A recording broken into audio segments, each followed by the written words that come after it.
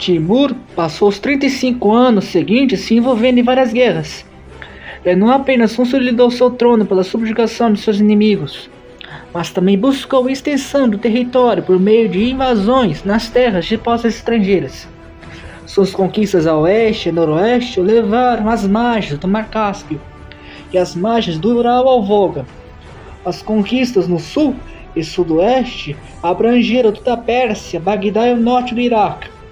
A Pérsia, que desde 1335 não tinha um poder central com a queda do Ilkhanato, foi dividida em várias terras pequenas, como os Muzafáridas, Cartídadas, Eretínidas, Chobânidas, Ijuídas, Jaláridas e Sabadáridas.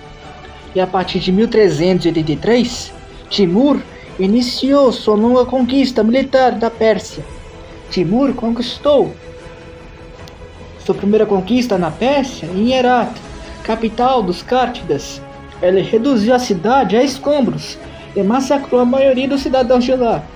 E depois disso os Cártidas se renderam. Timur então seguiu para o oeste para capturar as Montanhas Zagros. Ele capturou a então cidade de Rai, que se rendeu e foi tratada com misericórdia. Ele sitia e captura Sultaniye em 1384. Em seguida foi a vez de Chorasan. Em 1385, o Sistão foi capturado e Zaranj foi destruída.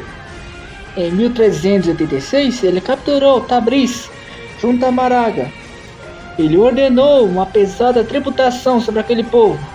Timur então foi para o norte para começar suas campanhas na Geórgia. Porém ocorre um problema na Pérsia. As cidades de Isfahan e Shiraz. Então em 1387 ele vai e captura Isfahan.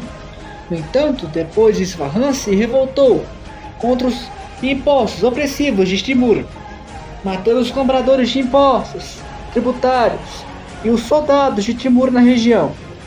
Então Timur ordenou o massacre dos cidadãos da cidade, matando 200.000 persas na cidade. Timur, em sua imensa brutalidade, construiu 28 torres com 1.500 cabeças humanas cada, para intimidar quem se rebelasse contra ele. Porém, seus massacres eram relativamente seletivos, pois os artistas, letrados, artesãos não eram assim punidos como as pessoas.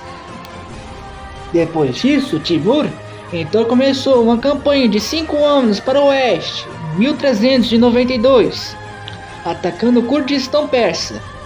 Em 1393, Shiraz foi capturada. Após a rendição, os Muzafáridas se tornaram vassalos de Timur. Mas logo em 1393, os Muzafáridas se rebelaram e foram anexados ao domínio timúrida. Pouco depois, a Geórgia foi devastada para que seus principais inimigos, a Horda Dourada, não empreendesse ameaças ao norte timúrida a partir da Geórgia. No mesmo ano de 1393, Timur pegou Bagdá de surpresa e a saqueou. O sultão armado Jalair fugiu para a Síria Mameluca. Enquanto isso, Totkamish, Khan da Horda Dourada, invade o Azerbaijão em 1385. Timur o revida e contra-ataca, iniciando a guerra entre os dois. Timur obteve uma vitória no rio Kordusha. Após essa vitória, Timur invade o Ducado da Moscóvia. O exército de Timur queimou Ryazan e avançou sobre Moscou. Porém, Totkamish contra-ataca e recua as forças de Timur. Alguns anos depois, em 1390, Timur renovou as guerras e vence Totkamish na margem leste do rio Volga, na região de Orenburgo, e destrói seu exército na Batalha do rio Kordusha. Em 1394 se inicia a nova guerra entre os dois. Timur invade o Cáucaso, e em 1395 Timur derrotou Totkamish na Batalha do rio Terek. Timur triunfa sobre Totkamish e sobre a Horda Dourada. Durante a campanha, Sarai foi destruída. Sarai era a capital da Horda Dourada, junto a Astrakhan, e isso interrompeu a Rota da Seda da Horda Dourada. Isso fez a Horda Dourada perder todo o seu poder que tinha antes.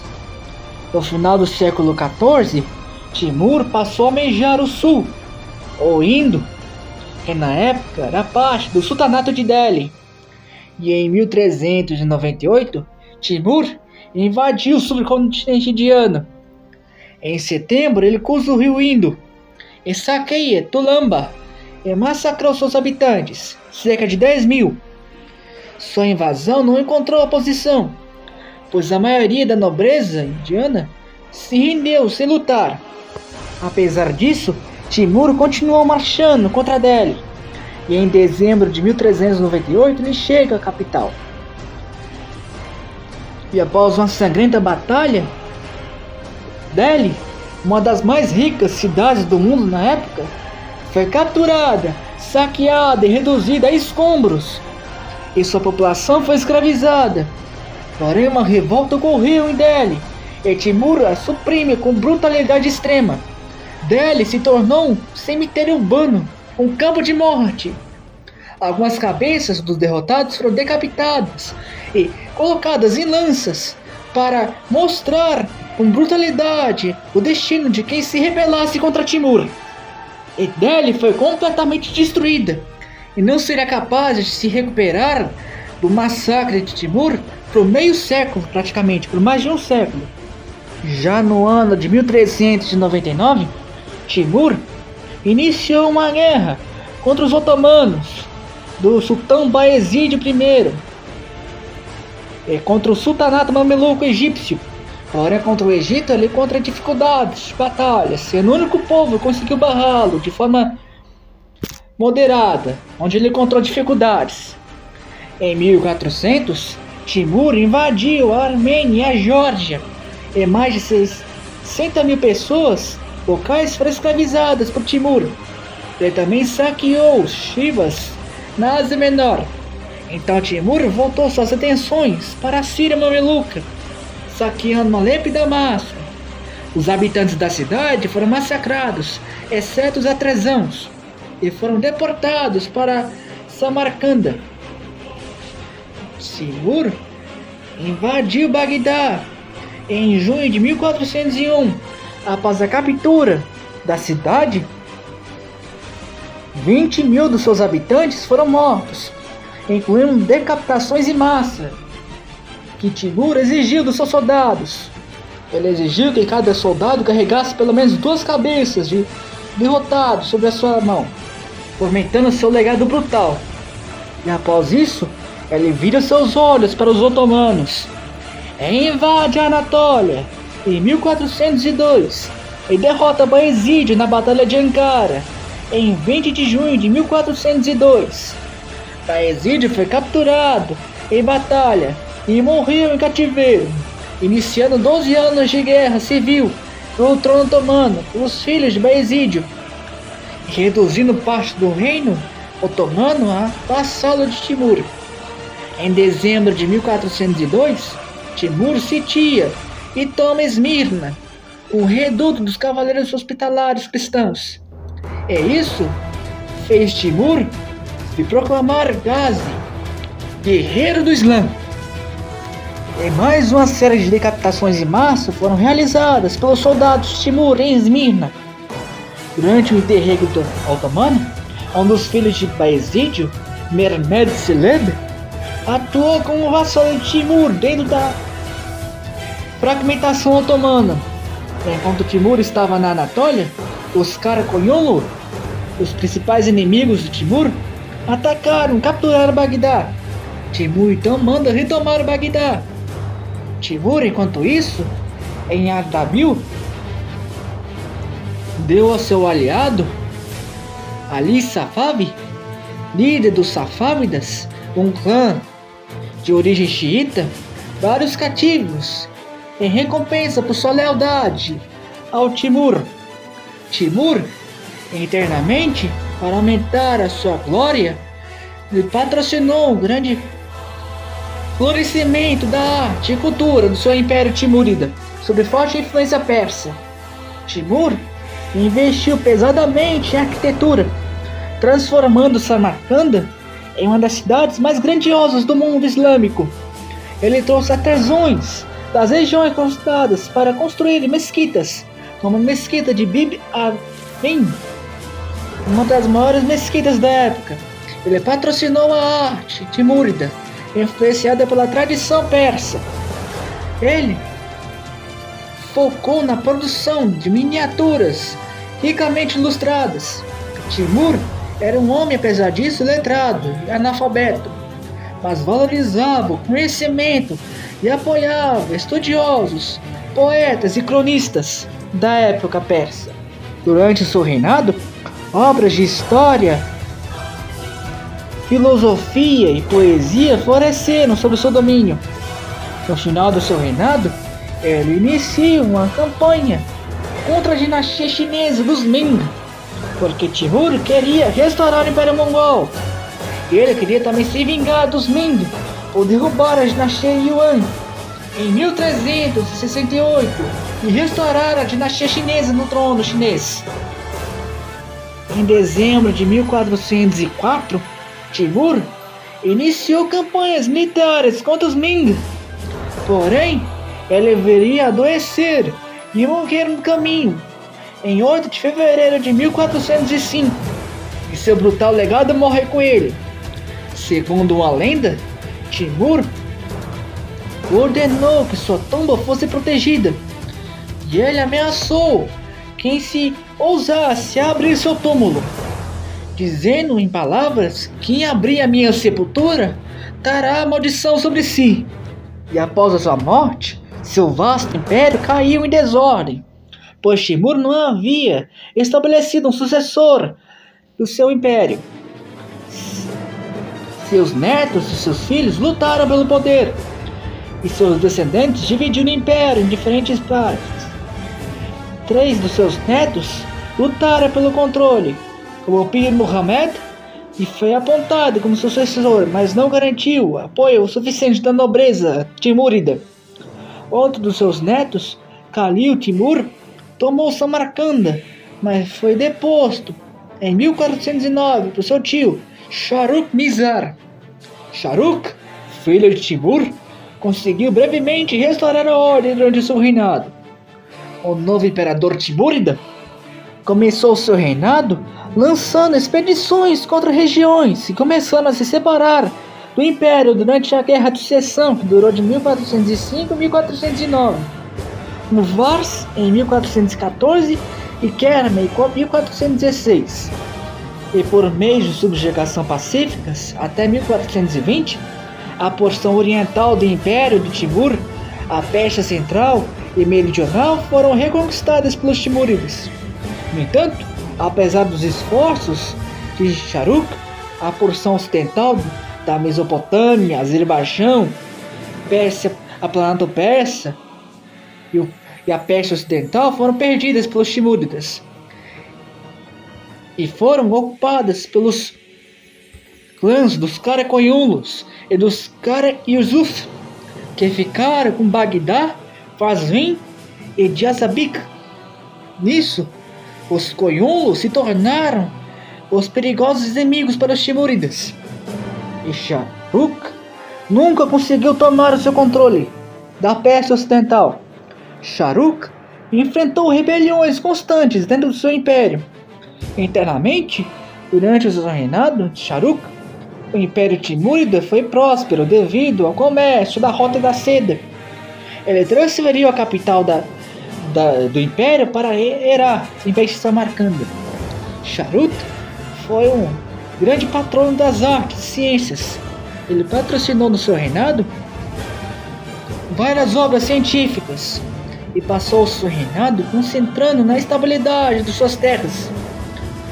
Shahrukh encomendou a produção de uma série de obras históricas e geográficas de Hafez Abu, e em março de 1447 ele viria a morrer em Rai, a sua capital de inverno.